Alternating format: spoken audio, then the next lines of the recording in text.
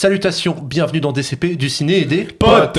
Votre émission bimensuelle de cinéma avec votre équipe composée de Julien, Jérémy, Fred, Salut. Owen et S Grave. Salut tout le monde, bonsoir. Vous m'avez pris au dépourvu les mecs, vous êtes trop forts. C'est Fletty, le meilleur ami de Fred, et c'est pas la première fois que vous l'entendez dans DCP, puisque si vous écoutez les tout premiers épisodes, c'est une de ces chansons que vous avez entendues. Ouais, c'était Ruff.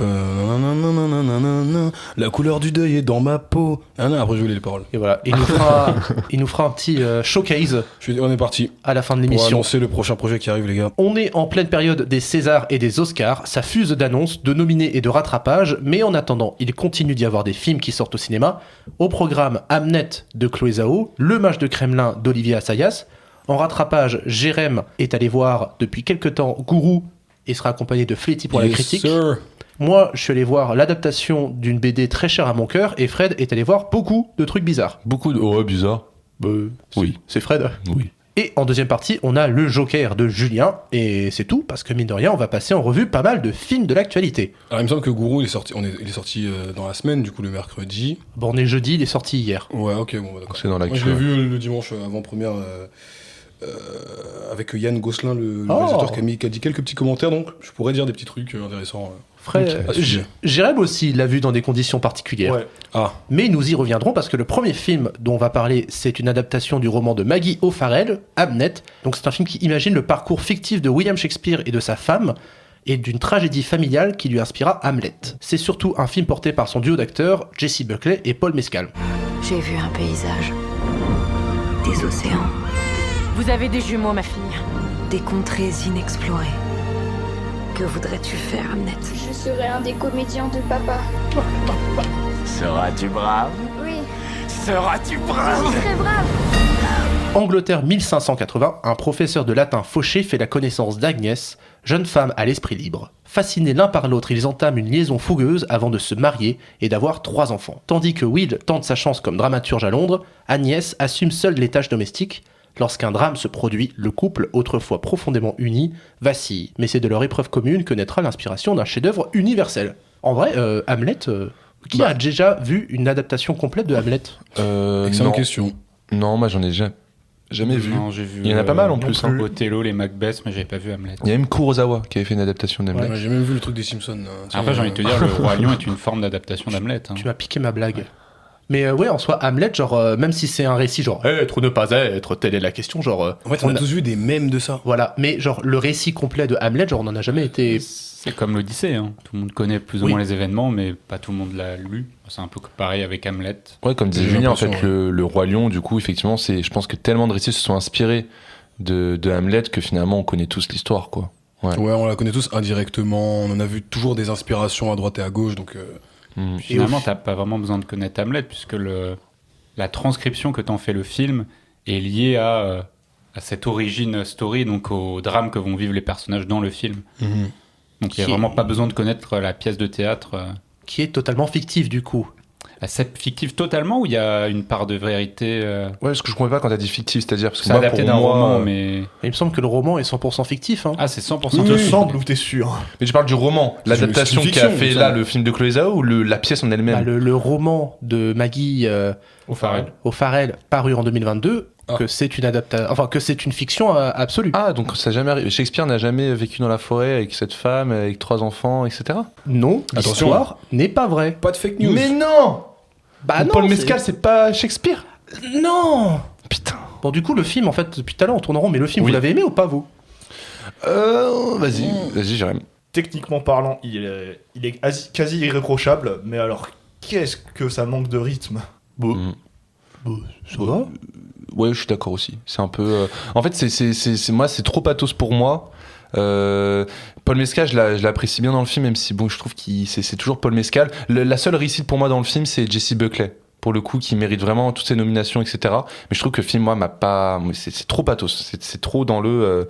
Je suis triste. C'est très tire-larme, je suis d'accord. C'est très tire-larme, surtout le fait d'utiliser une musique de Max Richter que tout le monde connaît, qui a utilisé 10 milliards de fois. Mais malgré tout, je trouve que ça fonctionne quand même. Mais il a Genre, été. Enfin, Chloé Zhao a été chercher Max Richter pour qu'il fasse des trucs. Je sais même pas s'il a fait la compo originale ou il a juste refait un best-of de ses meilleurs tubes. Tellement silencieux, je crois que si. C'est vraiment la BO du film, mais c'est très discret en fait. Ouais. Bah, moi, je suis d'accord. Enfin, le pathos, il est un peu abusé. Et pour le coup, c'est au moment où il l'utilise dans The Nature of Daylight où là, je me suis dit, le film, faut arrêter. Mais par contre, moi, j'ai pas grand-chose à reprocher au film. En fait, je trouve que les acteurs sont excellents. Tout ce qui est techniquement, le film, il est absolument magnifique. Et il y a des moments... il y a des très très beaux moments dans le film quand même. Enfin, moi, je trouve que l'alchimie entre les enfants, les parents, tout ça, il y a un effet de groupe et un effet vraiment pas de béatitude, mais de calme et de sérénité brisée que je trouve très puissamment appliqué dans le film. Mais tu vois, avant que les enfants arrivent, moi je me fais un peu chier, tu vois. Genre, et je pense que ça allait vite, c'est 30 minutes, je pense, avant qu'il y ait les gosses. Parce que c'est vraiment de la présentation, c'est de la pure introduction et c'est très classique. Mais justement, une fois que tu as les enfants qui sont là et que ça démarre vraiment le pourquoi Shakespeare va faire Hamlet, ça fonctionne bien. Après, moi, je suis très friand de films fleuves où tu vas suivre vraiment, genre en l'espace de 1 heure, quasiment 20 ans de vie, où les personnages vont se rencontrer, faire des enfants, ne plus avoir d'enfants. Parce qu'il est question de ça. Hein. Et est-ce que c'est un gros spoil en vrai? Parce que je crois non, tout le monde le sait. Tout le monde le sait avant de voir le concept film. Du film. Voilà, c'est le concept du film, c'est qu'ils vont perdre un enfant et que c'est de cette perte et de ce deuil que va naître Hamlet. Et moi, je trouve que la séquence « Je prends ta place », ouais, mais j'aime beaucoup toutes les symboliques que peut faire le film, notamment avec le jeu sur les jumeaux. Ouais. Ou pareil, avec ces sortes de prophéties où la mère, Jessie Buckley, dit qu'elle aura 2 enfants qui veilleront sur elle au moment de sa mort. Or, elle a 3 enfants, donc elle sait qu'elle va perdre un enfant. Et ça fonctionne plutôt bien en termes de symbolique. Et je pense notamment justement tout au plan où Hamlet est on ne sait pas où, dans l'au-delà. Je trouve que c'est une séquence assez onirique qui est vachement belle. Il est dans les coulisses. Oui, mais ça marche très bien. Il est dans les coulisses de l'esprit de Shakespeare, il est au paradis, il est derrière la scène, il est partout, dans les esprits. Et surtout, ça s'intéresse pas forcément à comment Shakespeare va écrire cette pièce à Londres, puisqu'en fait, c'est que George Sand. On va vraiment s'intéresser surtout à Jessie Buckley, à la mère, en fait. Pour moi, qui est le personnage principal du film. Alors, j'ai beau ne pas avoir lu le livre, j'en ai discuté avec des gens qui l'avaient lu. C'est vraiment comme ça dans le livre. Hein. C'est vraiment le personnage principal du livre et donc du film, c'est bien Agnès. Hein. Donc Shakespeare, il est là que au début et à la fin du roman apparemment. Hein. Donc vraiment, moi je trouve que c'est bien retranscrit dans le sens où c'est vrai que pendant la moitié du film, t'entends pas trop parler de Paul Mescal, quoi. T'es vraiment plus concentré sur Agnès. Et donc je trouve que ça c'est plutôt bien retranscrit. Et dans les symboliques, je trouve que dans la mise en scène, ça fonctionne très bien aussi, parce que pour moi, le tout premier plan du film, il m'a marqué, parce que je me suis dit, c'est dingue de commencer ton film par un plan zénital sur une personne qui est en position fétale, donc littéralement, c'est une naissance, et que tu vas suivre jusqu'au bout, quoi. Mais par rapport à Paul Mescal, moi, ça m'avait frappé, pendant tout le film, c'est qu'il le nomme pas. Je faisais la réflexion à Jérém, mais il était pas trop d'accord, c'est que genre tu pourrais passer 1h30 de film sans savoir qu'en fait c'est William Shakespeare. Totalement. Non, mais pourquoi je t'ai dit que pour moi ça fonctionnait pas? Parce que le texte du début, il te le dit en fait. Oui, il te le dit, mais le pas texte, vraiment. mais pas le film en lui-même, pas les images. Non, mais le texte, tu le comprends, parce que si tu connais l'histoire, si tu connais le titre Hamlet, tu fais le rapprochement. Mais je pense que si on avait nommé Shakespeare dans le film, il aurait pris trop d'importance, et comme tu viens de le dire, le bouquin donne pas trop d'importance à Shakespeare. Donc, parce que son travail, en fait, c'est ce qui l'éloigne de sa famille. Genre, le nœud du film, pendant 1h30, c'est pas le travail de William Shakespeare, c'est la famille qui est en train de se déchirer. Finalement, le rôle de dramaturge de Shakespeare n'intervient vraiment que dans les 25 dernières minutes du film. Niveau pareil, si on peut continuer un petit peu sur la mise en scène et tout, moi je trouve que le fait que t'aies beaucoup de lumière et de couleurs vives au début et que peu à peu ça s'estompe et que vers la fin t'as cette pointe de couleurs qui revient vite fait et qui, en gros, tu comprends que le deuil est quand même quasiment accompli. Je trouve ça beau. C'est pour ça que j'ai dit que techniquement j'ai rien à reprocher au film, parce que vraiment il fonctionne très bien, il utilise de très bonnes symboliques et le met très bien en scène, donc c'est dommage que pour moi ça me manquerait un peu de rythme, quoi. Moi j'aime bien le fait que Chloé Zhao elle laisse beaucoup d'espace au-dessus de l'image, dans le sens où de ce que j'ai remarqué dans le film, et je crois que c'est dans ses autres films, c'est qu'elle laisse énormément de marge au-dessus des têtes des personnages, et du coup il y a un très gros rapport entre, je pense, les spirituels et ces êtres-là, quoi. Enfin on en parle beaucoup. Mais ça, c'est aussi intéressant, ouais. Mais au final, tu vois, là, on est en train de dire quand même de très très bonne qualité. Et finalement, le seul problème qui ressort, c'est que ça touche pas, ça vous parle pas. Et en vrai, moi non plus, je suis pas... Enfin, je trouve, encore une fois, d'un point de vue extérieur, je trouve le film formellement épatant, mais je suis pas emporté par la chose. Mais par contre, je me dis que C'est un film à Oscar tout à fait honorable et ça m'étonnerait pas de le voir partir avec 3-4 Oscars tellement. Jesse Buckley. Moi, Oui, c'est puis sûr. la photographie, le son aussi est très doux, les sons de forêt. Enfin, il y a beaucoup de belles choses. Chloé Zhao en meilleure réalisatrice. Je sais pas si elle est nommée. Non. Ah zut. Bon.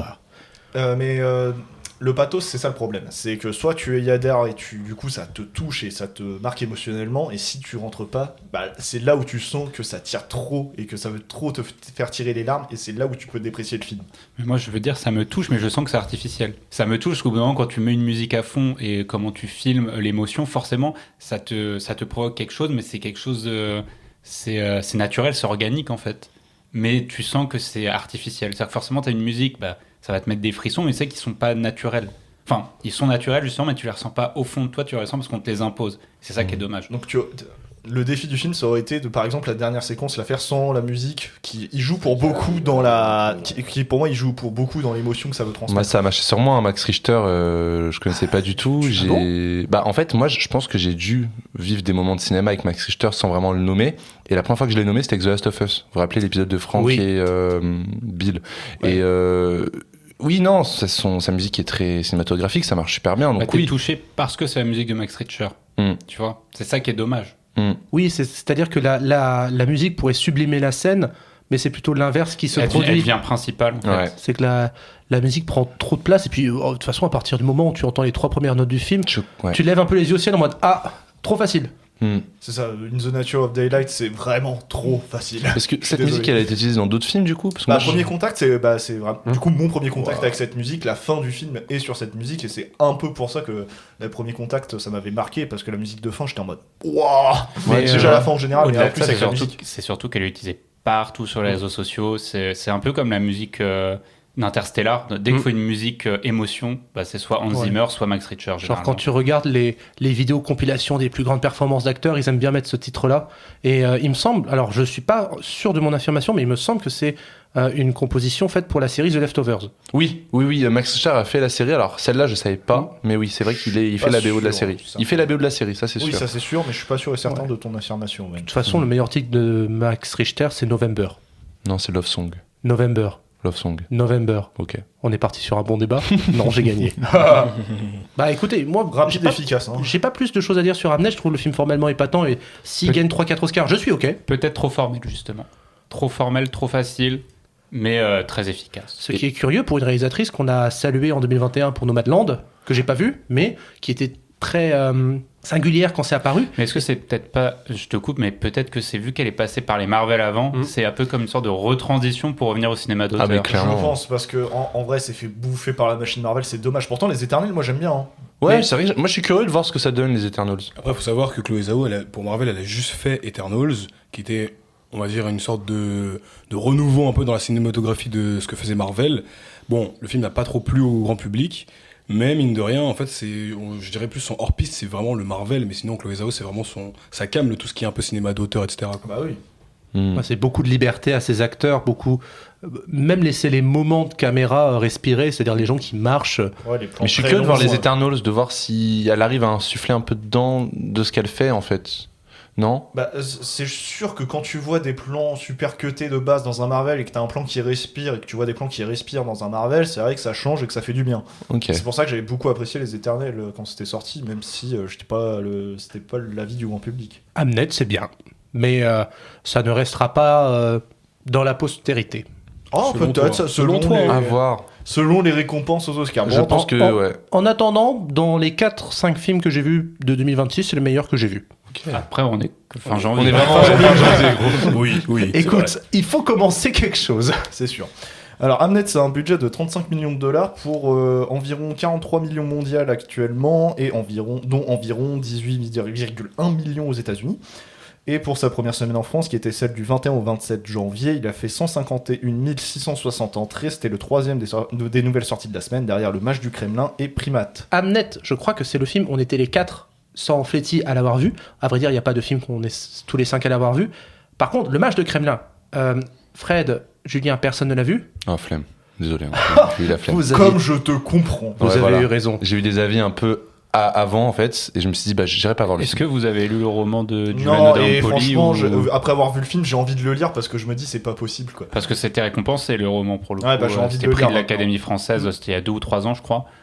Et ça avait fait grand bruit. Veux-tu commencer ou... Oui, franchement ça m'intriguait parce que je me suis dit tiens, thriller politique, Olivier Assayas qui pareil, qui refait un peu comme Cuban Network, il prend des stars internationales, il essaye de faire une production française dans une langue étrangère et il essaye que ça fonctionne à l'international. Cuban Network j'avais déjà pas aimé, et bah le match du Kremlin c'est pareil. Franchement il y a j'ai à peu près les mêmes reproches à faire à Cuban Network et au match du Kremlin, quoique peut-être plus au match du Kremlin quand même, parce que le film va à fond la caisse et il va trop vite justement. En fait t'as pas le temps de respirer. On disait que Chloé Zhao elle laissait respirer ses plans. Olivier Assayas ne fait pas respirer ses plans, ne fait pas respirer ses scènes, t'as aucun temps mort et tu souffles jamais. Et ça vous voulait peut-être traduire l'anxiogène de la situation, ou des situations, mais pour moi ça me le transmet pas. J'ai juste envie de dire putain mais laisse-moi respirer quoi, j'en ai marre de bouffer 30 000 informations à la minute, laisse-moi un peu là s'il te plaît. Moi j'étais au cinéma avec quelqu'un et des fois je voulais lui... Enfin moi au cinéma j'aime bien glisser quelques petites blagues tu vois pendant un film. Bah je trouvais pas de moment d'ouverture tu vois pour raconter ma blague parce que à chaque fois il parlait... En fait c'est un peu... Ça veut être un peu comme Social Network de David Fincher, ça applique peut-être certaines méthodes d'Aaron Sorkin en matière d'écriture de dialogue, de manière de structurer des séquences de dialogue et de réunions les unes après les autres de manière extrêmement enchaînée. Ponctué de off. Mais c'est très laborieux, c'est très dommage parce qu'il y a 1001 informations, toutes sont pas forcément très intéressantes et elles sont surtout jamais au service des personnages, donc c'est un peu dommage. Du coup c'est un mauvais film pour date, c'est ça que tu veux dire? 100%. Ok. Ah c'est sûr t'as pas le temps de parler. Mais Bonne info. c'était pas un date. Ah. C'était pas un date. Non, en fait, ce que ça dit, par contre, sur la Russie et sur les méthodes de gestion d'un pays et surtout l'ouverture que ça peut représenter les années 90 dans l'histoire de la Russie, c'est très intéressant et tu en ressors extrêmement instruit. Et je pense que... Alors, peut-être, toi, t'as décroché. Moi, je me suis vraiment accroché au film et en vrai, j'ai appris plein de trucs. Et de toute manière, je pense que sociologiquement, c'est un film qui est intéressant à regarder. Mais je pense que c'est plus intéressant de lire le bouquin. Mais voilà, quoi, c'est raté. C'est-à-dire que les personnages sont pas attachants. Les acteurs, parce les que c'est acteurs Paul sont... Dano quand même. Paul Dano n'a rien à jouer. Il est nul. Oh. Y a que Ok, Jude Law. Tarantino. Il y a que Jude Law qui sort du lot et encore heureux parce que c'est quand même pour ça qu'on voit un peu le film. Jude Law est brillant, mais trop peu présent. C'est ça le problème, c'est que alors bien sûr le film s'appelle Le Match du Kremlin, donc du coup c'est pas Poutine qu'on va suivre. Mais c'est ce que t'as envie de voir, c'est ce que le film t'a vendu, mais tu le vois quoi, enfin sur les 2h30 que dure le film. Je rappelle le film dure 2h30 mené temps pour battant, ou si tu loupes une seconde t'as l'impression d'avoir loupé 45 informations. Et en même temps, les informations ne font pas avancer l'histoire, parce qu'il n'y a pas vraiment d'histoire. C'est pour ça. C'est vrai que c'est compliqué. Mais je pense que pour quelqu'un qui connaît bien l'histoire de la Russie, et les 30 dernières années qui se sont écoulées en Russie, ça doit être extrêmement... peut-être pas palpitant, parce que le film est laborieux, mais ça doit être intéressant. Pour des gens novices comme nous, ou en tout cas qui s'intéressent de loin à l'histoire de la Russie, wow, c'est compliqué, hein. Faut se les enchaîner, et puis surtout, qu'est-ce que tu viens voir, quoi? C'est une leçon d'histoire ou un film? Bon après j'avoue que j'ai dormi 5 minutes devant le film. Ouais. Tu dors souvent devant les films, toi? Non mais franchement le film m'a fatigué. Et un dernier gros défaut pour le coup, c'est alors non seulement la structure, mais aussi le chapitrage du film. C'est ça, le film est chapitré. Oh là là. Et il est chapitré, mais genre de manière, t'as un chapitre. En fait, il y a des nouveaux chapitres toutes les 5 minutes. Ouais, donc tu veux que ça finisse, quoi. Tu veux Voilà. que le chapitre se 5 termine, minutes, que tu passes au prochain. 5 minutes, non, t'abuses un peu. Il y a un peut-être, moment, il en enchaîne 3 ou 4 en l'espace de 20 minutes. Et à un moment, avec la personne avec qui j'étais, j'avais l'impression que ça faisait 2 heures qu'on était dans le film, qu'il restait 10-15 minutes. On regarde l'heure, il en restait 45. Ah ouais, tu vois. Et on s'est regardé en mode oh zut quoi. La première fois que j'ai regardé ma montre, il restait 1h30 de film, j'étais en mode putain, ça fait qu'une heure Moi, que je c'est suis devant ça devenu là. mon nouveau défi, c'est de ne pas regarder l'heure pendant un film qui est chiant. Parce que c'est une torture, en fait. Alors, j'aime bien ne pas regarder. Enfin, d'habitude, je ne regarde pas ma montre, mais là, j'étais obligé. Et quand j'ai vu que c'était que seulement la première heure qui venait de s'écouler, j'ai eu du mal là. Donc voilà, c'est raté. Oui, non, bah attends, je veux terminer en rajoutant quand même que le montage est aux fraises, mais vraiment, j'ai jamais vu un montage aussi dégueulasse, bourré de faux raccords depuis longtemps. C'est vraiment, pour moi, c'est pas bien. Non, c'est vraiment pas bien. Mais c'est dommage, mais c'est raté, c'est tant pis. C'est les mêmes défauts que Cuban Network, c'est pauvrement laborieux, tu t'emmerdes, et c'est dommage parce que le sujet de base est intéressant, les questions sociales, politiques sont intéressantes, mais c'est pas un film chouette à suivre. Tant pis. En parlant de films chouettes à suivre, la question se suit sur Gourou. Et Gourou qui vient de sortir. Yann Gosselin. De Yann Gosselin, ouais. Gosselin. Bah, faudrait peut-être arrêter de donner du budget à Yann Gosselin, je crois. Oh, le bâtard. Bon, alors, moi, personnellement, il faut savoir que Un homme parfait, ou je sais plus c'est quoi le premier film qu'il avait fait. Un homme idéal. Un homme idéal. Boîte noire. Bon, Un homme idéal, j'ai pas vu. Boîte noire, j'avais vu. Et maintenant, je viens de voir Gourou. T'avais pas vu Vision? Et Holloway qui est sorti il y a 7-8 mois de ça, avec Cécile de France. Oui. Pareil, non, j'ai pas vu. Non, mais c'est ça, il fait un film tous les 8 mois, faut arrêter. Moi, personnellement, faut savoir que je suis pas. En fait, ce cinéma-là, avec Pierre Ninet, Yann Gosselin, en fait, je sais pas, de base, j'ai trop des a priori dessus. Et bon, après, en ayant vu Gourou et aussi Boîte Noire, il y a souvent des réflexions intéressantes. Tu sens que dans les fondements du film, il y a eu une bonne réflexion. Maintenant, c'est dans la manière dont c'est sorti que ça peut être sujet à débat. Bon, Gourou, on raconte pas l'histoire en somme dans tous les cas, mais mon avis sur le film, je pense que s'il y a eu beaucoup d'entrées, c'est parce que déjà c'est Pierre Ninet et que la com autour du film était plutôt intéressante, était plutôt innovante. Et c'est d'ailleurs moi-même ce qui m'a donné envie de voir le film. Parce que notamment Pierre Ninet a fait pas mal de reels sur Instagram en incarnant le personnage qu'il incarne dans le film. Exactement, ce qui a fait croire à beaucoup de gens que wow, Pierre Ninet s'est reconverti en tant que coach de vie ou quoi. Et c'est moi-même ce que j'ai cru au premier abord. Et donc dès qu'on a vu que c'était la bande-annonce d'un film, je me suis dit oh, le film doit être archi intéressant parce que c'est vraiment monté comme un thriller d'action exceptionnel. Bon, mon avis honnête sur le film, c'est que faut savoir que c'est un thriller. Il remplit toutes les cases du thriller. Il y a pas de souci à ce niveau-là. C'est d'ailleurs ce que disait Yann Gosselin lorsqu'il a présenté le film. C'est un film qui va vous prendre aux tripes. Alors vraiment, vous allez être dedans. Il va y avoir de l'intensité. Il y aura des montages vraiment. Wow, vous allez être pris dedans. Je suis intensément dedans. Mytho. Seulement, il faut savoir une chose. Ce film-là, une fois que tu sors du film, tu te dis, un film de ce style-là, je l'ai vu 1000 fois. Il y a 10 ans aux États-Unis, et à part voilà, le postulat, oui, voilà, les coachs sportifs, il y a un parti pris qui est que vraiment le monde un peu des influenceurs, voilà, ça peut être mal vu. En fait, une fois qu'on sort de ça, on se dit, mais ok, mais quel est l'intérêt? Enfin, comment dire, j'ai vu le film, ça ne change rien au schmilblick, on va dire. Du coup, pour dire de la façon dont je l'ai vu, pour ça, je l'ai vu en projection test. Donc du coup, j'ai été le cobaye des commerciaux de Il y a combien de temps? C'était en novembre. Donc du coup, j'ai bien eu le temps de le process. J'ai bien eu le temps de le voir venir. Okay. Tu l'as revu du coup depuis cette projection? Non, je ne l'ai pas revu et je ne veux pas le revoir. Parce qu'il y a peut-être beaucoup de différences entre ces deux projections. Non, je crois que la projection test, c'est vraiment... Il était quasi fini le film. Hein. Pour moi, il avait déjà été présenté en festival et tout. Donc je vois pas... ça m'étonnerait qu'il y ait eu des changements, tu vois. D'ailleurs, je peux comprendre que t'aies pas spécialement envie de le revoir, puisque une fois qu'on voit le film du coup version finale, moi en tout cas, j'ai pas spécialement envie de le revoir. Et bon, je sais pas ce que ça donnait en projection test, mais dans ce que j'ai vu, par exemple au début, je trouvais qu'il y avait des petits moments où le montage, je me disais, il y a des plans qui servaient à rien. Et genre, des plans auraient pu être beaucoup plus aérés, mais en fait, il y a toujours du dynamisme parfois pour rien.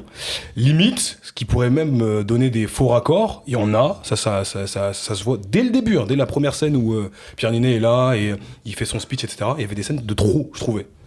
Donc non, moi c'est plutôt le discours du film et la façon dont c'est montré et et au final le propos du film qui me dérange parce que en fait j'ai l'impression que le film cautionne totalement.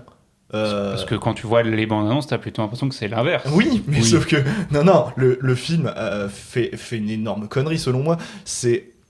Je ne m'attendais pas à ça d'un film venant de la part de Pierre Ninet, et surtout qu'il a eu l'idée originale, mais c'est que le film a des putains de relents de discours d'extrême droite. Ouais, effectivement, c'est ce qu'on peut comprendre en ayant vu le film. Au début, on pourrait penser, surtout comme tu disais, que les bandes annonces, on peut penser que le film va justement critiquer ça, va aller aux antipodes de ce qu'on pense, etc.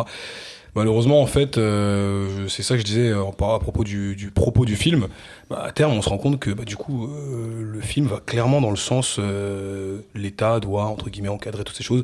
Et je peux comprendre la critique ou la vision un peu pro-extrême droite, surtout avec ce qui se passe à la fin, notamment au sujet des diplômes d'État, etc. Donc je rentrerai pas plus en détail, mais je comprends. À la fin, pour moi, il confirme qu'il n'y a pas de problème en fait avec ça, parce qu'il retourne le faire ailleurs, mais il retourne le faire.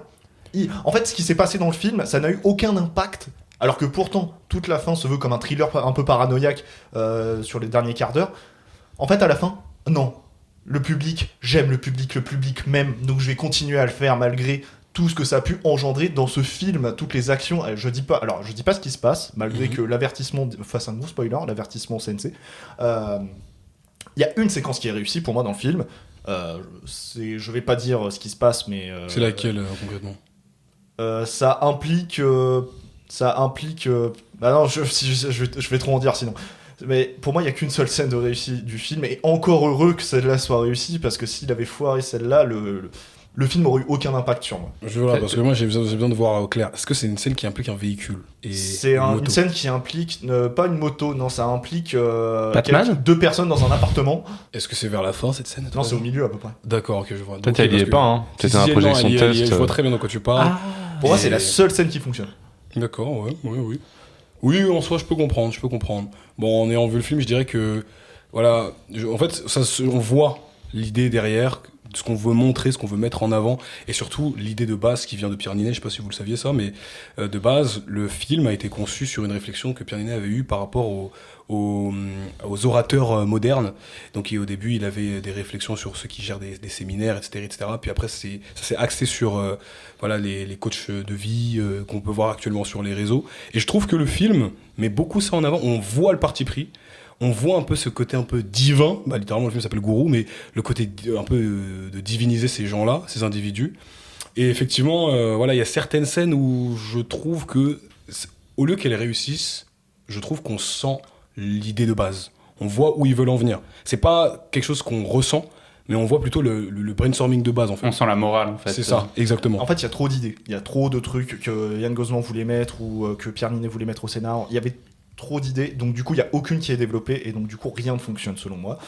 Après, je tiens à modérer mon propos quand même. Peut-être que j'y ai vu des relents de discours d'extrême droite, alors que c'était pas l'intention du film, mais si je l'ai ressenti, c'est quand même que c'est un peu mal foutu quand même. Parce que moi je pense justement, quand tu dis ça, alors je l'ai pas vu, gros, mais pour avoir vu Boîte Noire et Un Homme Idéal, moi je pense surtout que Yann Gozlan est surtout intéressé par l'aspect thriller et parano que tu retrouves dans ces 2 films-là, et que du coup son but c'est pas d'aller prendre un parti et de faire une morale à la fin ou quoi que ce soit, mais qu'il veut vraiment rester sur cette intensité, et que du coup à la fin, vu qu'il ne veut pas faire de choix tranchés, il reste dans le milieu. Je pense que tu peux avoir cet aspect-là. Parce que je pense qu'en fait, l'aspect politique, social de ce sujet-là qui ressort à travers les bandes annonces, je pense que ça l'intéresse pas au fond, et ce qu'il veut faire, c'est du thriller. Et c'est du prétexte. C'est raté. C'est exactement ce que tu retrouves avec Boîte Noire, finalement. C'est raté parce qu'à la fin, tu te retrouves avec un statu quo. Et surtout qu'en fait, c'est littéralement le postulat même du film. C'est-à-dire qu'on va parler justement de ces gourous modernes. Et si à terme, il n'y a pas vraiment de grosses réflexions dans lesquelles on rentre en profondeur et qu'on nous sert simplement une sauce de « vous avez vu comment c'est intense et comment, oh mon Dieu, il se passe des choses, oh les émotions ». Au final, en fait, quel est l'intérêt de regarder le film? En fait, surtout de base, l'idée naît d'une réflexion. Et surtout que c'est une ressucée de plein de films. En fait, j'ai eu des réflexions de plein de films. Enfin, j'ai eu des réminiscences de beaucoup de films quand j'ai vu Gourou. Donc du coup, j'ai eu le temps de process depuis novembre. Non, je ne le conseille pas, malgré toute la réflexion que j'ai pu avoir autour de ce film. En ce qui me concerne, je dirais, je l'ai vu une fois, je n'irai pas le revoir parce que flemme. Mais bon, ça peut toujours être intéressant pour ceux qui ont été percutés par la communication. Allez le voir, mais je ne pense pas que vous allez ressortir subjugué. En somme, un film qui va pas plus loin que son postulat de base. Oui. Est-ce qu'il est à la hauteur de Tom Cruise, de Pierre Ninet? Non. Parce qu'il s'est énormément inspiré de Magnolia. Moi, C'est pour ça, je voulais pas rentrer plus dans le détail, mais oui, tu sens l'influence de Magnolia, bien évidemment. Peut-être. Après, au-delà de tout ça, je trouve que quand même Pierre Ninet, dans son jeu, il est plutôt bon, et on retrouve la force de Pierre Ninet. Oui, il y a une intensité qui est indéniable. Oui, ouais. Et je pense qu'en soi, on peut le détacher un peu de Tom Cruise, même si oui, l'aspiration est claire, mais je trouve qu'il arrive à mettre sa propre patte dans l'interprétation. J'espère, c'est un bon acteur quand même. Très bon acteur. C'est un bon acteur. Hé Fred, salut. T'as vu beaucoup de films, toi? Ouais, j'ai vu beaucoup de films. Ouais. T'as vu quoi? T'as vu Primate? J'ai vu Primate. C'était bien? C'était nul. C'était nul. C'était très nul. Très très très nul. En fait, je vais voir Primate et je vois la bande-annonce et je me dis, c'est quoi Primate? Alors Primate, qu'est-ce que c'est? C'est un film d'horreur qui s'inspire énormément, je sais pas si vous en avez entendu parler à l'époque, oui? Oui, effectivement, il y a eu beaucoup d'histoires avec des chimpanzés qui sont Voilà. devenus complètement barjots parce qu'on les a pris bébés, sauf qu'en fait ils deviennent adultes, et quand ils deviennent adultes, ils deviennent complètement starbés. Et il y a eu beaucoup de cas, dont le cas d'une femme qui s'est retrouvée extrêmement défigurée après avoir éduqué son propre chimpanzé. Ça me dit un truc. D'ailleurs, j'ai Ouais. aussi une anecdote, il y a eu le chimpanzé de Michael Jackson. J'allais y venir, voilà. C'est très connu que Michael Jackson avait un chimpanzé, et à un moment donné, il était devenu beaucoup trop dangereux pour lui, et donc ils ont été séparés. Voilà, et c'est vrai qu'on a un peu cette image du chimpanzé, du petit singe tout mignon, mais effectivement, un chimpanzé, sous ses petits poils, il a des gros muscles, le chimpanzé. C'est-à-dire que le chimpanzé, il est énervé, il te met une droite, t'es mort, c'est fini. Et donc, le cas de cette meuf, dont parle Fletty, en fait, elle était totalement défigurée au visage. Est-ce que vous avez déjà vu un chimpanzé sans poils, les gars? On dirait qu'il va à la salle de sport every day, every hour. C'est hardcore. C'est vraiment ça. Et du coup, Primate, voilà, c'est ça le postulat, c'est que c'est une espèce de slasher, parce qu'on retrouve des personnages qui sont des teens, des adolescents, qui ne pensent qu'à baiser, et qui se retrouvent dans une... Non mais voilà, c'est toujours ça le postulat. Et ils se retrouvent dans une maison de vacances avec un chimpanzé qui appartient à la famille, sauf que le chimpanzé se fait mordre par une mangouste qui avait la rage, et le chimpanzé devient fou et tue tout le monde, quoi. Et en fait, le film m'intéressait parce que je me disais c'est une espèce de huis clos, qu'est-ce qu'ils vont en faire, sauf que je trouve que le film ne réussit pas dans ce que peut faire un huis clos. Moi, mon exemple parfait du huis clos d'horreur, c'est Don't Breathe, qui est génial parce que c'est un film qui joue énormément sur les lieux, sur le fait de se resserrer de plus en plus dans des pièces. Funny Game aussi. Funny Non. Games aussi. Après, là, je suis vraiment dans l'optique vraiment d'essayer de survivre et de se cacher dans des endroits de plus en plus restreints, en fait. Et le côté Primate, en fait, c'est que je sens que le réel sait pas trop quoi choisir. C'est-à-dire que pendant une bonne partie du film, les personnages vont être dans une piscine, parce qu'on apprend que le chimpanzé ne peut pas nager. Il faut dans une piscine, bon voilà. Et puis après, il y aura des petites séquences par-ci par-là, mais ça va pas non plus aller trop loin. Et donc non, je trouve ça très mauvais. Les séquences de mise à mort sont pas non plus ingénieuses. À la limite, on a une qui est assez cool, qui est assez trash, qui est cool. Mais pour le reste, ça reste vraiment toujours dans le superflu, donc c'est dommage, quoi. Ce qui me concerne, je trouve que le film en lui-même... T'as pas vu Primate, frère? J'ai pas vu le film, je précise. Moi, j'ai vu la com autour du film, et quand j'ai vu la com autour du film, je me suis totalement dit, ça se voit que de base, ce film est né de... c'est une dinguerie ce que le chimpanzé il a fait. Imagine que y a un chimpanzé dans la maison là. Il va passer quoi là? Moi je vous dis, c'était ça l'idée. C'est clairement ça. C'est le Vansto. Faut le dire, Fletty, il a fait de la com. Hein. Voilà. Ah ouais. Il parle beaucoup de com. C'est vrai ça. C'est pour ça. Je le précise. C'est un homme de communication. Mais du coup, voilà, je trouve que c'est assez drôle parce que dans le film, du coup, il y a aussi un énorme hommage au cinéma de Carpenter, à la musique de Carpenter. Je trouve que dans le film, il y a du coup beaucoup de synthé. Exactement, une espèce de musique très minimaliste sur quelques notes qui se répètent, mais ça marche pas parce que le film est nul. Donc c'est dommage. Voilà, Primate, c'est tout. Hein, c'est ça, quoi, ouais. J'avais une toute petite question. Alors, il me semble avoir vu dans la liste d'acteurs Troy Kotsur, un acteur sourd. Est-ce que ça amène quelque chose ou Alors justement, je trouve que le film a plein d'idées. Effectivement, il y a une séquence qui va jouer sur le fait qu'un personnage est sourd et qu'il se passe quelque chose derrière lui qu'il ne peut pas entendre, mais qu'il ne peut pas voir non plus parce qu'il est de dos. Donc ça on est habitué dans le cinéma d'horreur à avoir des trucs comme ça, hein. Sans un bruit qui joue énormément dessus, ou même plein de films d'horreur. On en parlait récemment avec Évanoui, la séquence qui nous a vraiment fait frissonner, celle de la voiture. Donc oui. Ça marche sur certaines séquences, mais ça reste la même chose, c'est qu'il y a plein de petites séquences, donc le côté un peu, donc vraiment t'as des personnages qui sont coincés dans un placard, donc c'est assez anxiogène, t'as le côté muet, Ouais, mais ça n'a pas plus d'intérêt que ça d'avoir un personnage sourd en fait. Il apparaît vraiment à la fin du film, en fait, il est pas là. Là, en fait, tout le film se concentre vraiment sur le côté adolescents qui veulent baiser, qui se font niquer par un chimpanzé. Donc, ouais, en vrai, le postulat de base est pas ouf. Ouais. Voilà, mais voilà, bon, j'en attendais rien et je suis quand même déçu. Ça me fait penser au film foireux d'horreur, un peu dans le délire de Arthur Malédiction, où en fait il y a un délire et à la fin tu vois que c'était nul parce qu'il y avait rien à dire en fait à la fin. Quoi. Après Arthur Malédiction, vas-y, maintenant j'ai pas vu le film, mais je pense que je me dis, c'est des étudiants en cinéma qui ont fait le truc. C'était leur premier jet, tu le vois, je me le suis infligé. C'était nul à chier. Mais je suis prêt à me le réinfliger avec des potes quand même. Mais pas sous alcool. Et sous alcool. C'est clairement effectivement une idée qui vient du postulat. Le chimpanzé est très flippant. On peut en faire un film d'horreur, mais ça reprend pas grand chose. C'est pas inventif en fait. Il n'y a pas d'idée innovante. Il y a pas. En fait, le film n'a pas de plus-value.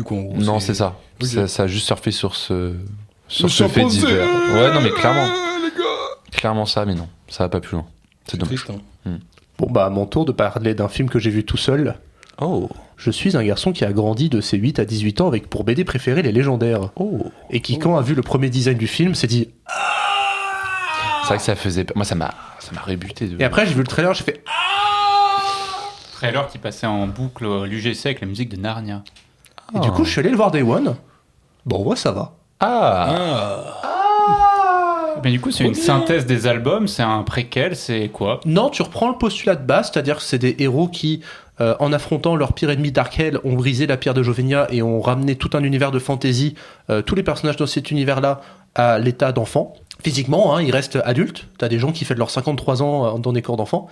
Et du coup, on reprend ce postulat de base, on part sur une autre histoire, même s'il y a beaucoup d'échos par rapport à... En fait, il mélange plein d'arcs de la série, il prend des idées à droite à gauche, il prend des idées originales, il mélange tout ça, il saupoudre un peu de poivre, un peu de sel, et ça fait une histoire tout à fait honorable qui pourrait très bien passer dans un arc des légendaires.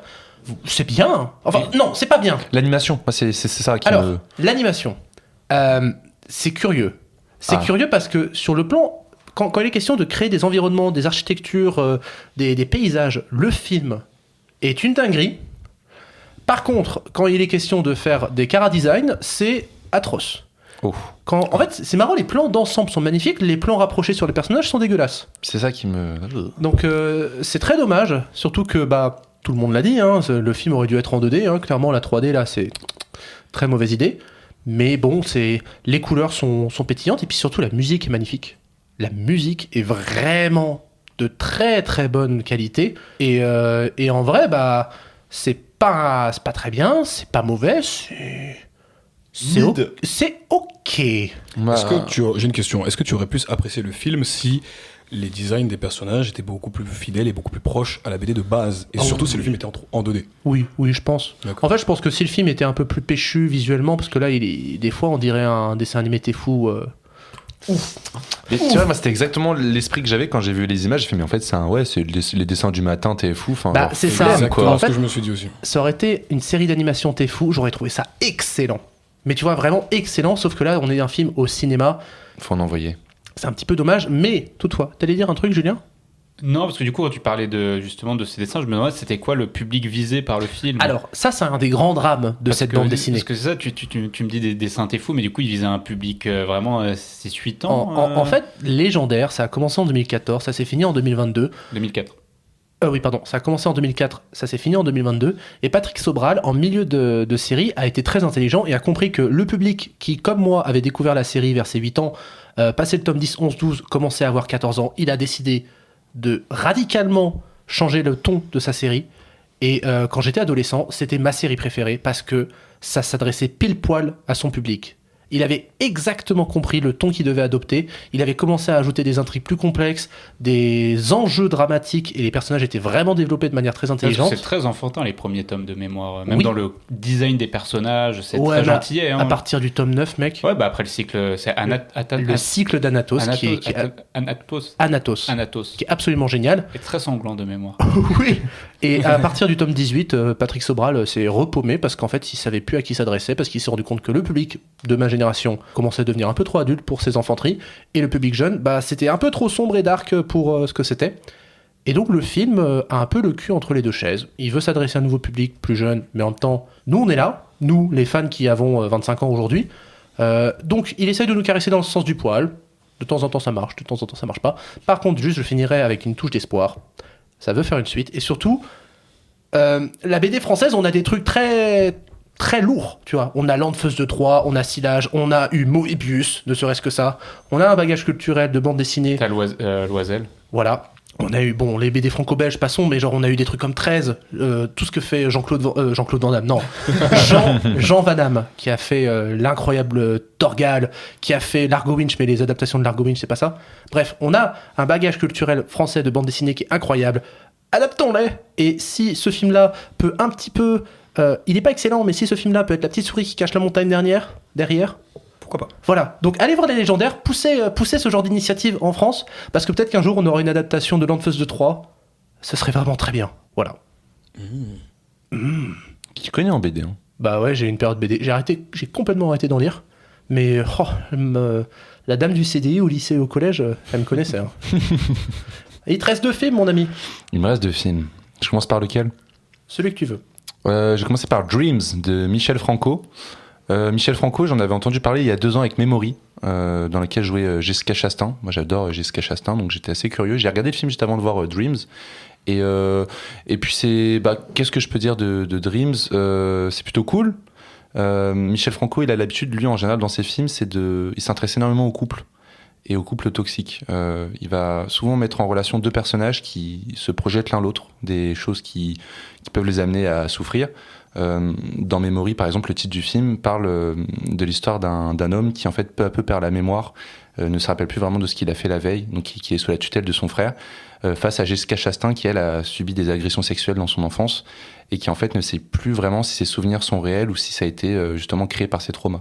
Donc déjà, il avait l'air d'aimer les sujets lourds, ce mec. C'est très très lourd et c'est encore le cas dans Dreams. Oui, c'est pour ça, parce que j'ai vu vite fait de quoi ça avait l'air de parler Dreams. Dans Dreams, du coup, techniquement, ouais, ça parle de Jessica Chastain là qui joue vraiment une espèce de bourgeoise américaine qui travaille dans une grande entreprise et qui en fait tombe amoureuse d'un jeune Mexicain qui essaye de vivre aux États-Unis et d'avoir les papiers. Et... Oui. Excuse-moi, on dirait pas un peu le pitch de base du film Baby Girl, toi? Il y a un peu. Alors, justement, il y a un côté comme ça. C'est vrai que quand on prend le pitch de Dreams, ça pourrait très bien être une espèce de fiction érotique d'une vieille bourgeoise qui fantasme sur un petit jeune et tout. Oh, le petit immigré. Ouais, voilà, il y a un peu ce côté-là, tu vois. En train de me demander si je vais pas couper ça par hasard. Mais ce qui est cool, c'est qu'en soi, ça reste un film avec un point de vue, un regard qui est celui de Michel Franco, et donc on s'intéresse aux deux points de vue. Okay. Et dans effectivement Dreams, effectivement, il y a la question un peu de la soumission, la question de Jessica Chastain qui essaye de soumettre un peu cet homme qu'elle aime, pour lequel elle veut contrôler, parce qu'elle a ce pouvoir-là, ce pouvoir-là que lui n'a pas, parce qu'il arrive aux États-Unis, il a pas de papier, il est pas dans la haute sphère. Lui, le rêve du jeune garçon, c'est de percer dans le ballet, parce qu'il est danseur. Et elle, en fait, elle a une fondation de ballet, elle a tous les contacts, elle est vraiment dans la haute bourgeoisie. Et donc, effectivement, il y a ce côté un peu de... Oui, dis-moi. Excuse-moi, quand t'as dit une fondation de ballet, j'ai pensé genre une formation de ballet. J'ai pensé à un placard rempli de balais et l'image m'a fait rire. Non mais oui, non mais je parle de ballet de la danse et donc voilà, on a un peu ce couple qui est très beau, mais qui en même temps ne peut pas vraiment exister parce que en soi ils s'utilisent un peu l'un l'autre. C'est ça qui est assez tragique dans le film, c'est que d'un côté vous avez Jessica Chastain. On comprend que c'est une femme très seule, très solitaire. Ça se voit dans comment le film Franco. Franco, lui, ce qu'il fait, c'est que c'est beaucoup de plans d'ensemble, c'est très froid. Un truc qui m'a énormément fait rire pendant tout le film, c'est qu'à chaque séquence, quand Jessica Chastain apparaît, elle a toujours une autre tenue. Très, très de luxe. Genre, elle porte des vêtements mais hyper beaux, hyper colorés. À chaque séquence, un nouveau sac de luxe. Donc il y a un truc un peu où elle a quand même une position de domination financière en tout cas. Mais c'est quand même un personnage très solitaire, qui se retrouve dans un monde d'hommes, dans un monde où elle n'a pas forcément la liberté d'assumer son amour envers ce jeune homme. Et à côté, on a un jeune homme qui, justement, lui, veut vivre du ballet, veut vivre aux États-Unis, et qui, en soi, utilise techniquement un peu aussi Jessica Chastain. Donc non, il y a un peu cette dynamique qui est toxique totalement, et donc le film renverse ça, et en fait, à un moment, ça prend des proportions assez dangereuses. Et le film se termine, je ne spoilerai pas, mais c'est un peu choquant. Donc non, ça pourrait être Baby Girl, ça pourrait être... toi tu l'avais vu, je crois, Jérémy l'avait vu. Qui l'avait vu? Moi je l'ai vu, j'ai bien vu ce film. C'était, là il y a des moments... Baby Girl, oui, par contre les moments de sexe dans Dream sont incroyables. Moi je les trouve hyper... très exagéré. Voilà quoi, ouais, non, justement très très beau. Très très beau, parce que Baby Girl, je sais pas comment c'est mis en scène. Baby Girl, c'est vraiment le thriller érotique, voilà, que là, public, pas très intéressant. Là où tu vois dans les moments de sexe, comme c'est Franco et que Franco il aime plan d'ensemble fixe sans coupe, il y a quand même des trucs qui marchent dans l'espace, entre la domination, entre les deux qui essayent de à chaque fois se dominer l'un l'autre, qui est assez cool. Et non, le film m'a touché, et en tout cas si vous avez bien aimé Memory, regardez Dream, c'est un peu ça reste Jessica Chastain qui reste vraiment son actrice fétiche, et c'est très intéressant, surtout de voir Jessica Chastain. Moi j'adore ce personnage, enfin cette actrice, je trouve que c'est une femme qui arrive vraiment à jouer à la fois des femmes très solides, très très très très très dures, elle a un visage très très très carré, Jessica Chastain, mais qui arrive quand même à toujours insuffler une espèce de fragilité. Pour moi Jessica Chastain, ça restera toujours la mère dans Tree of Life, et on la retrouve, et c'est génial. Non, Dream, c'est un très bon film, voilà. Et quel est le deuxième film dont tu viens de parler? Et le deuxième film, vous avez pas d'autres films, vous? Ah non, moi j'ai fait le tour. Le deuxième film, c'est pas une sortie récente, c'est une ressortie. Donc ouais, Naked, c'est une ressortie d'un film de Mike Leigh, sorti en 1993. Et moi j'étais assez curieux parce que l'acteur principal dedans, c'est David Thewlis, qui est en fait Rémus Lupin. Ouais, moi je connais que ce mec à travers Rémus Lupin ou alors Avatar 3 parce qu'il joue dans Avatar 3. C'est vrai. Un des navis de l'air. Oui. De ce que je comprends. Et en fait, ce film me donnait envie parce qu'on sent que c'est vraiment le genre de film que tu vois à une séance de minuit. Bon, je l'ai vu en après-midi, mais tout le film en fait te raconte vraiment la descente en enfer de Johnny, qui est joué par David Toulis, et qui est une espèce de personnage très. Je pourrais le comparer à qui? Peut-être un peu à River Phoenix dans My Own Private Idaho. C'est vraiment l'espèce de personnage. C'est bon, je vois de quel film tu Tu parles. vois l'affiche, c'est vraiment l'acteur cadré entre deux jambes d'une femme avec des collants. J'ai déjà vu des extraits passer. Voilà. J'ai souvenir d'un extrait où il est dans une rue un peu paumée. C'est ça. Ouais. Je vois le film. Mais en fait, c'est un film qui respire la crasse, qui respire la marginalité. Ça se passe à Londres. C'est un Londres très sombre, très, très dépressif. Et en fait, tout le film, c'est vraiment ce personnage-là qui erre, qui essaye de faire comme il peut pour tenir. Mais ce que j'aime beaucoup dedans, c'est qu'il a une manière de jouer. Il a un corps qui s'exprime vraiment. Non, c'est très fort. Moi, je le rapproche énormément de River Phoenix en tout cas. Et en fait, ce que j'avais entendu dire sur Mike Leigh, sa manière de faire des films, c'est que lui, en général, son scénario, il l'écrit pas en avance. C'est qu'il fait des repérages et qu'avec ses acteurs, ils écrivent ensemble sur les lieux du décor et qu'après, ensuite, par contre, la chose est millimétrée et qu'ensuite on filme. Et donc là, ça se ressent parce que tout ce qui est dit, on sent que c'est très naturel. Et par contre, ça reste un film un peu dur à voir parce que ça parle d'un homme, voilà, techniquement, la première séquence du film, c'est cet homme qui viole une prostituée dans la rue, quoi.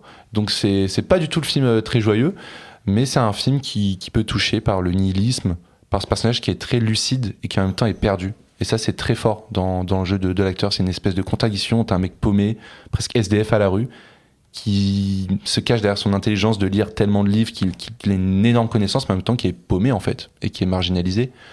Donc voilà, c'est l'espèce de film, voilà, que vous regardez à minuit, seul, et après vous pleurez, vous êtes en mode waouh. En tout cas, c'est La très joyeux, misère les du deux monde. films dont tu nous as parlé. Hein.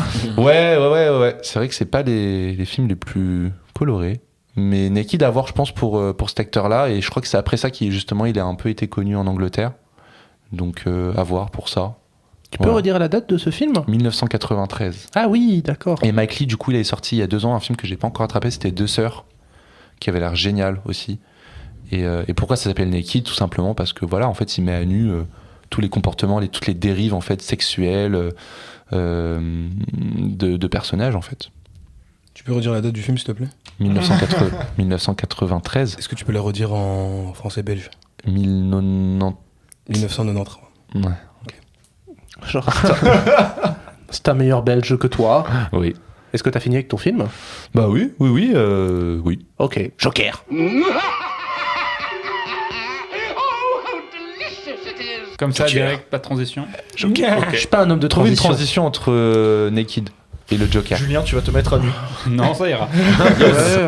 Eh ben, écoutez, pour le Joker, on va faire ce qu'on a pas mal l'habitude de faire ces derniers temps, c'est on repart au début de l'émission. Donc je repars de Hamnet. Et en fait, parce qu'on a évoqué un peu déjà en sous-texte ce dont je voulais parler. En fait, quand j'ai vu Hamnet, donc on parlait de cette histoire de tire-larme, de cet effet de musique de compilation des meilleurs acteurs. Et je me suis dit que les scènes avec Jessie Buckley, c'était les scènes qui tomberaient dans quelques semaines dans performance incroyable. Et je me suis dit que il y a vraiment quelque chose faut que l'acteur il performe, il fasse une performance, faut qu'il déclame, faut qu'il fasse du bruit. Et c'est là où tu as toutes les fameuses séquences, les meilleurs moments d'acting du cinéma, où tu retrouves toujours Daniel Day-Lewis dans There Will Be Blood, il y a Hugh Jackman dans Prisoner, Joaquin Phoenix dans The Master ou dans Joker. Ouais, tous ces trucs-là. Et c'est vrai que je me disais, est-ce qu'un acteur est forcément obligé d'être dans la performance pour créer quelque chose? Est-ce que être acteur, pour exister dans un film, ça passe forcément par ça? Ou est-ce que si tu ne le fais pas, tu ne restes plus qu'une sorte de matériel du réalisateur et qu'un matériau du réalisateur, et en fait tu tombes dans l'oubli par rapport à la mise en scène. Et c'est vrai que moi, j'avais quelques exemples qui me venaient en tête. Je pensais souvent au fait que Ryan Gosling, on disait souvent que c'était une sorte d'acteur mono-expressif, et tu vois par exemple dans Drive, il a très peu de dialogue finalement, et pourtant il porte quand même le film. Je pense surtout à Valhalla Rising de Refn, où t'as Matt Mikkelsen qui ne dit pas un seul mot du film. Il ne dit pas un seul mot du film, et tout passe par le regard, par exemple. Ou après, c'est vrai que j'avais aussi en tête, je sais pas si vous l'avez vu, le film de René Clément avec Alain Delon, j'ai un trou de mémoire, qui est l'adaptation de l'incroyable Monsieur Ripley. Le mage du Kremlin avec Paul Dano. Non, pas du tout. Ah non, parce que là, il joue vraiment pas. Plein soleil, voilà, excusez-moi, le plein soleil de René Clément, où tu as littéralement une séquence qui dure quand même bien 2-3 minutes. C'est juste Delon qui est sur un marché, il n'y a pas un seul mot, et pourtant tu as toute une aura. Et du coup, c'est pour ça que je dis que ce Joker allait très bien aller pour Fletty et pour Fred, parce que vu que vous faites du théâtre, quel rapport vous avez avec le fait d'être acteur, même si la comédie, le fait d'être comédien pour le théâtre, c'est un peu différent que le cinéma. Est-ce qu'il y a besoin pour vous de cette notion de performance pour que l'acteur existe ? C'est assez drôle parce que c'est vrai que je pense que c'est le grand public qui va vouloir souvent des émotions fortes et qui va justement s'ancrer dedans parce que c'est fort. Mais un petit exemple que je peux vous partager avec Fletty, on fait du coup des cours d'improvisation théâtrale. Et souvent dans les impros, nous ce qu'on fait avec nos camarades, c'est souvent très dans l'humour, dans l'absurde. Donc c'est toujours très exagéré. Donc des fois ça marche. Mais par exemple récemment, on a eu une impro, on a un de nos camarades qui a vraiment voulu aller vers le drame, faire quelque chose de très dans la retenue, et en fait qui a super bien marché en fait. Et on a été tout aussi bluffé que s'il s'était mis à crier ou hurler quoi. C'est un personnage qui était très genre dans des émotions qui renferment. Et c'est pour ça que quand tu parles de Ryan Gosling, c'est vrai que Ryan Gosling c'est un parfait exemple pour contrer ça, parce que c'est quelqu'un qui arrive à jouer quelque chose, à ressentir les choses sans forcément les exprimer avec son corps, je pense. Donc clairement, j'essaie de trouver d'autres exemples peut-être d'acteurs. Je radote beaucoup, mais on en avait beaucoup parlé l'année dernière pour les Césars. Nina Meurice, dans l'histoire de Suleiman, elle a genre 10 minutes dans une séquence, et elle a quand même gagné le prix parce que tu ressens quelque chose, elle n'a pas besoin forcément de l'exprimer par des gestes ou une expression trop excessive, quoi. Ça, y a pas besoin forcément de grosse intensité dans ta performance pour que les gens ressentent les émotions que c'est ça. Tu veux faire ressentir, en fait. Je pense que le prix du meilleur acteur, c'est quand tu sens que l'acteur a vraiment réussi à ressentir la chose au point où il est devenu ce personnage-là. Pas besoin de péter un câble à l'écran. Je pensais à ça pendant que parce que tu parlais de Mads Mikkelsen qui parle pas un mot, mais je me suis dit, il y a la figure, il y a plus que le jeu d'acteur, il y a la figure. Et je pensais à Arnold Schwarzenegger dans Terminator. Dans le premier Terminator, pareil, ou même dans le deuxième, il a pas tant de répliques que ça. C'est juste sa stature, sa posture, sa carrure. Son existence cinématographique, elle vient de là aussi. Voilà, c'est ça, de base. CF, le Joker sur Schwarzenegger. Mais c'est drôle parce que tu parles de personnages qui ne parlent presque pas. On pourrait penser justement à, comme ces personnages ne parlent pas, il faudrait justement qu'ils soient accessibles dans le geste. Et finalement, non, pas du tout. Ryan Gosling, vraiment, meilleur exemple. Hein. Pour Gosling, c'est le costume qui joue beaucoup aussi sur sa persona, et pour Schwarzenegger c'est ses fesses. Attends, dans Drive il a la veste de Scorpion, mais c'est pas ça qui fait que Ryan Gosling dans Drive est incroyable. Non, bien sûr, mais c'est aussi le reste avec. C'est un jeu d'iconisation, et le costume et la posture, le dos voûté joue beaucoup. Et Schwarzenegger, quand tu me dis Schwarzenegger dans Terminator, le premier truc qui me vient, c'est ce corps musclé qui arrive, qui marche, et puis t'as ses fesses, quoi. Et puis, parce que l'acteur n'est pas allé qu'au fait de jouer, mais aussi à sa stature, à son corps même. Parce que je pense qu'on oublie souvent l'idée de la larme solitaire. Cette idée que l'acteur transmet son émotion au moment où on voit sa larme couler de l'œil. En fait, moi, pour répondre à ta question, j'aimerais sortir une citation que j'aime beaucoup. C'est Less is More, Ludwig Mies van der Rohe. Less is More, donc Ludwig, c'était un architecte allemand qui a été connu pour avoir fait beaucoup de design assez, on peut dire, minimaliste, mais en gros, il n'y avait pas beaucoup d'éléments et ça faisait déjà tout. En fait, moi, je suis du parti pris que, justement, moins t'en fais, ou moins en faire, justement, plus ça a d'impact, ça a d'effet sur les gens. Néanmoins, comme Fred disait tout à l'heure, en fait, le grand public, il va retenir souvent ce qui brille ou ce qui est grandiloquent. Et donc, du coup, moi, j'ai un exemple, c'est dans le film de Nosferatu, quelque chose qui a le tout dernier qui est sorti, la performance de Lily Rose Depp lorsqu'elle a des spasmes mais qu'elle devient un peu folle. Je sais que ça a beaucoup marqué le public et beaucoup de gens se sont dit waouh, mais son jeu d'acteur est exceptionnel parce qu'en fait elle joue une femme qui a des spasmes. Un peu comme Max dans Stranger Things saison 4, la fameuse scène où elle vole. Là. Et ben en fait c'est ça, c'est que souvent ce qui brille, ce qui est grandiloquent, ce qui est waouh, vous avez entendu comment c'est fou. En fait c'est ça qui va souvent rester dans l'esprit des gens et c'est pour ça que sur le long terme on peut penser que plus t'en fais, mieux tu restes dans l'esprit des gens parce que c'est un peu vrai. Maintenant, est-ce que ça signifie que pour être fort, faut-il nécessairement forcément être dans une maxi performance ? Moi, je ne pense pas. Je pense que justement, si on reprend l'exemple du théâtre, pour pouvoir transmettre des émotions très très pertinentes, très très fortes, ce qui ressort souvent, c'est moins on en fait. Et en fait, plus ça nous touche. Parce que justement, moins on en fait aussi, plus ça laisse aussi la liberté aux spectateurs de s'imaginer. Et c'est là où, en fait... on a beaucoup plus de chances de toucher beaucoup plus profondément, on va dire, le spectateur. Un truc aussi que je remarque, c'est souvent dans les performances, on va souvent voir des scènes où les personnages sont seuls. C'est-à-dire qu'ils sont en train de jouer seuls et c'est ça qui est Le fort. monologue. Alors qu'en soi, je pense qu'un acteur qui arrive à être vrai et à faire ressentir quelque chose, ça va beaucoup l'aider de jouer avec quelqu'un d'autre. Donc en général, c'est dommage. Je pense qu'il y a des très bonnes séquences les acteurs sont parfaits, sont vraiment justes parce qu'ils jouent avec quelqu'un. Je reviens encore sur l'impro, je fais mon cours d'impro là. L'impro, c'est ça. L'improvisation, tu vas sur scène, t'es seul, ça marchera pas. T'as quelqu'un qui va monter sur scène, qui va essayer de t'aider, qui va essayer de t'accompagner, ça sera déjà vrai parce que t'auras quelqu'un devant toi pour échanger. Donc je pense que ça, c'est un truc qu'on pourrait plus mettre en place, de mettre des séquences où c'est 2 personnages forcément. Bah tu vois, je pense un peu à Heath Ledger dans Batman, même si c'est le genre d'acteur et de performance qui revient souvent dans les fameuses meilleurs jeux d'acteurs. En fait, quand tu regardes, il n'y a pas énormément de scènes où il y a du pétage de câble pur de la part d'Heath Ledger. Et tu as beaucoup de scènes qui étaient improvisées aussi dedans et tu le sens. Parce qu'il n'a pas besoin d'en faire des tonnes en fait. Et justement, dans ces scènes-là, il fait des choses très très simples, notamment par exemple une scène très connue, c'est la scène où ils ont enfin réussi à l'attraper. Où il applaudit. Et il se met à applaudir. En fait, il est juste assis, il fixe quelqu'un et il applaudit. Cette scène, elle est magistrale. Alors qu'il fait pas grand-chose en somme. Mais moi, si je reviens sur le côté 2 personnages qui parlent, Hit, le fameux chant contre chant, qui est genre culte, et pour moi, les acteurs sont hyper justes. Et pourquoi, tu vois, on ne parle pas de ça? Mais je pensais à Godfather, moi, parce que Marlon Brando et Al Pacino, dans le premier en tout cas, c'est pas forcément une retenue, mais c'est un jeu d'acteur tout en nuances. Il n'y a pas de. C'est l'acteur studio aussi qui est. Ouais, mais il n'y a pas de flamboyance dans le jeu d'acteur, et pourtant, on se souvient tous de la perf de Marlon Brando et même de Pacino dans Godfather, quoi. Je pense qu'on est parasité par la méritocratie dans le sens où on pense qu'un acteur qui est vraiment bon dans le jeu, il va être seul en train de jouer. Alors qu'en vrai, non, tu vois. Ouais, il y a une sorte de culte de la performance. C'est ça, finalement. alors que la performance, c'est génial s'il y a quelqu'un d'autre avec. Moi, je voulais revenir sur le tout début de ta question, sur le fait de la performance pure et le fait d'être forcément habité par le personnage. Enfin, tu peux être habité par le personnage sans forcément faire des caisses. Et je voulais sortir la carte Robert Bresson. Voilà. Ah oui, bien vu. Voilà, c'est une carte Joker un peu facile, mais la carte Robert Bresson, du coup... Elle vous fait gagner la partie. Voilà. Non, mais c'est connu que Robert Bresson, il utilisait pas d'acteurs pour lui. C'était des modèles. C'était des modèles, voilà. Et donc, il voulait que justement, je vais dire acteurs, c'est plus simple. Désolé, Robert. Il voulait que ces acteurs que les personnages habitent leurs acteurs, qu'ils fassent des trucs comme si c'était eux-mêmes, en fait, et que t'aies pas ce filtre de je suis en train de jouer un film, en train d'être un personnage, etc., etc. Et tu le sens en fait. Tu le sens dans le cinéma de Robert Bresson. Souvenir que j'ai regardé Lancelot du Lac. Mais j'ai regardé Lancelot du Lac avec en ayant vu ce qui se passait, en ayant regardé le synopsis et donc vu ce qui se passait. Et donc quand je lis à la fin d'un synopsis, il dit un déchirant Guenièvre, je pensais que le Guenièvre il allait péter tous les scores et tout.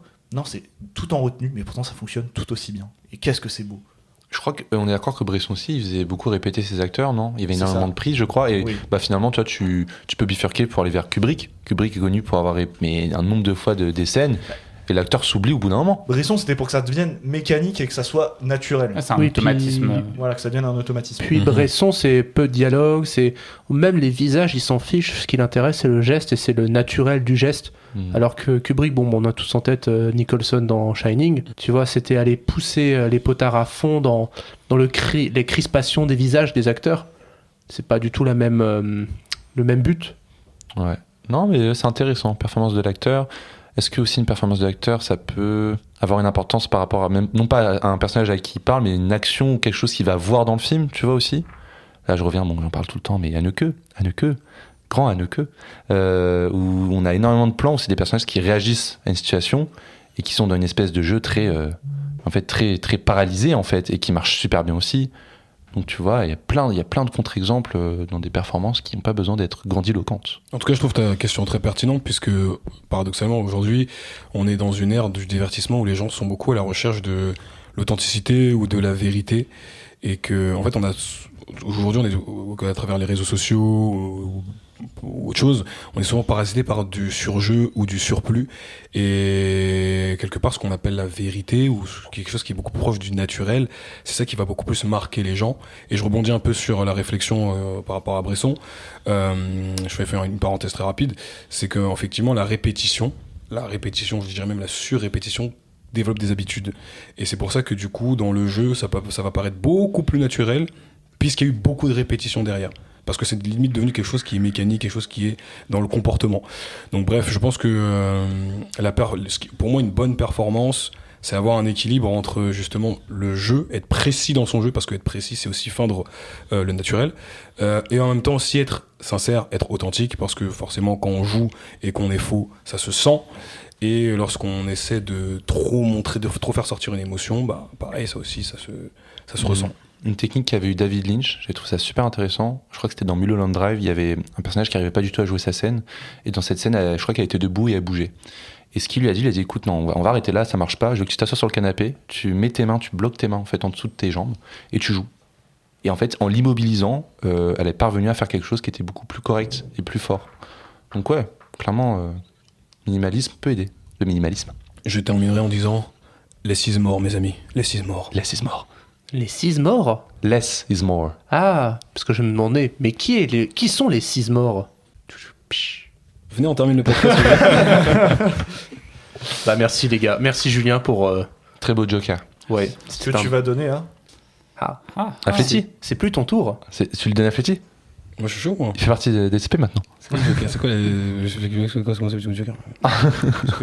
C'est ton En mode, tour. c'est genre tous les gens, enfin, toutes les fois où vous vous retrouvez, il y a une question. Il y a toujours une personne qui a un Joker. Mais Une tu le sais, ça réflexion. t'écoutes toutes les émissions depuis le début. Bien sûr. Je me T'as rappelle du Joker. un auditeur régulier, toi. C'était Jérém qui avait le Joker la dernière fois. C'est ça en plus. À un moment donné, je l'ai eu, oui. Attends. Je Bah sais, non, c'est c'était bien, Fred. Non, c'était Jérém. Vas-y, je le donne à Owen. Ah ouais. Ouais. J'ai aucune idée de ce que je vais faire. Mais ça va être drôle. Après, moi, j'aurais d'habitude. kiffé, genre, est-ce que, genre, on peut faire une sorte de mini-rubrique de genre questions extérieures? Genre en mode, je suis pas dans le podcast, juste, je vous sinon, envoie une question via. Ah, on via- avait fait une fois ça. C'est vrai qu'on avait fait Le Joker du peuple. Le Oui. Joker du peuple. le Joker du peuple, mais on m'avait harcelé pour que je fasse un Joker sur les pieds. On l'avait fait ou pas? Bah non. Bah, Tarantino, les gars. Bah, non, bizarre, les gars. C'est dommage. Non, mais moi, je suis chaud de faire prochaine émission, je vous enverrai un truc. Allez. Sinon, on peut faire ça, même pour Le- la prochaine émission. C'est Fletty, tu envoies ta question, Oui. ta rubrique, enfin le sujet, Je l'envoie. et on le traite. Je vais l'envoyer sur le compte Instagram de DCP. N'hésitez pas à follow, s'il vous plaît. Attendez, j'ai mal compris. Je demande en story Insta à tout le monde de proposer. c'est des vraiment la petits- question de Non, Fletty. c'est moi, je vais vous l'envoyer à DCP, moi. Juste, Ah, Fletty C'est qui Fletty choisit qui le aura sujet du son Joker. Joker, mais en retard. D'accord. Ouais. Bon bah du coup il est à Fletty. Yes. Désolé. Désolé, Owen. Désolé, Mais Owen. quel braquage. Et du coup, logiquement, après celui-là, prochaine émission, c'est toi le Joker. Ah yes. Je te le donne d'avance. Cool. Bon bah les gars, merci beaucoup pour cette émission. Je l'annonce là comme ça, mais il va falloir qu'on se mette au travail pour les Césars et les Oscars aussi. Oui. Ça y est, les nommés sont tombés. Ouais, tout. Ouais. Il faut rattraper des films. Il faut Surtout. faire une émission où on donne nos pronostics. Puis il faut Ouais. continuer d'aller au cinéma. Continue d'aller Il en faut- salle. Trop de travail. Et il faut continuer de trouver de la nuance dans le jeu d'acteur, dans ce... Vas-y, mais attends, fais-le, mais moins dans la, tu vois, moins dans Moi, l'émotion. surjeu. Les gars. Attends, je le fais là. Voilà. Ouais, les gars. Minimalisme. Là, je l'ai fait, les gars. Je vous le dis. Bon, merci Fletty pour ta présence, merci tous ses amis. Merci à vous, les gars, de m'avoir accueilli. C'était excellent. Et j'incite tous les fans de cinéma, tous les gens qui se considèrent comme cinéphiles, d'écouter DCP parce que c'est vraiment. C'est dispo où? un Sur toutes podcast. les. C'est dispo sur absolument toutes les plateformes Ouais. que vous pouvez connaître.